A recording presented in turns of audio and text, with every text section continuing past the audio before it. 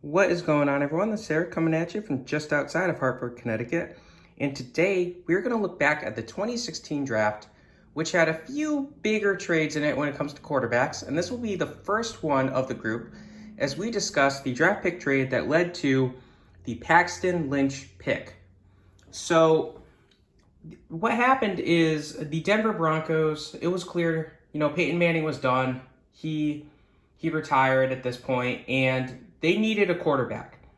Seattle themselves were also in a good position, but they were just like, you know what, we don't need a franchise quarterback. We'll get assets and trade down. So Denver sends picks 31 and 94 to Seattle in exchange for the 26th overall pick. So with the 26th pick, the Denver Broncos would select quarterback Paxton Lynch. And Paxton Lynch was a backup as a rookie, which was unfortunate. They were trying to get him to get the starting role, but he just wasn't ready to get it. And when he did play as a rookie, he struggled. He didn't look that good. So then his second season, he ends up dealing with various injuries, and unfortunately to him, he also deals with some poor play, and he did so bad that they end up cutting him before the 2018 season begins.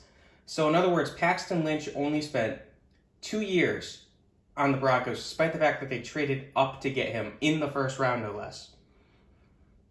Yeah, not very good. So Seattle, in turn, got those two picks. So the first one, the 31st overall, they went with the offensive tackle, Jermaine Ifedi. And Ifedi, he ends up becoming an adequate starter for 4 seasons before walking. He wasn't great, he wasn't good, he wasn't bad. He was just a little worse than average, I would say. And then he walks. So with the 94th pick, they would select tight end Nick Vannett. So Vannett, he ends up being Seattle's third string tight end. But they do use their third string tight end. It's not a position that they just ignore. They use it. And he's there for just over 3 years. Now, he's okay, but he's used more as a blocker than a pass catcher.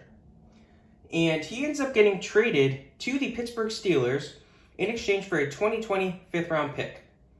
So Seattle would in turn end up trading that fifth-round pick to the Washington football team in exchange for cornerback Quinton Dunbar.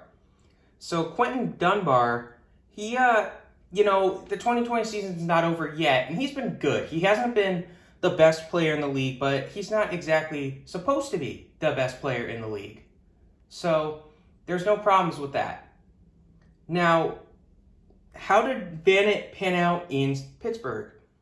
He did okay. So he spent just a half season as the backup tight end in Pittsburgh before he ends up just walking as a free agent. Because remember, this was a trade deadline deal and the 2019 trade deadline. So lastly, of course, we have that fifth-round pick that Washington now owns.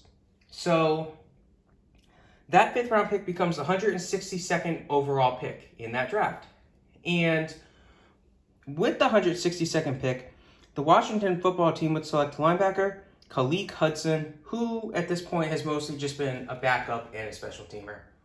So that was the Paxton Lynch trade. Unfortunately, Paxton Lynch did not pan out at all for Denver. And Seattle didn't exactly get too much with the 2 picks that they got either. They tried to help their offensive line. It didn't really work out as well as they'd hoped. And Vannett wasn't exactly worthy of a third-round pick. But, Quinton Dunbar is a solid player for them.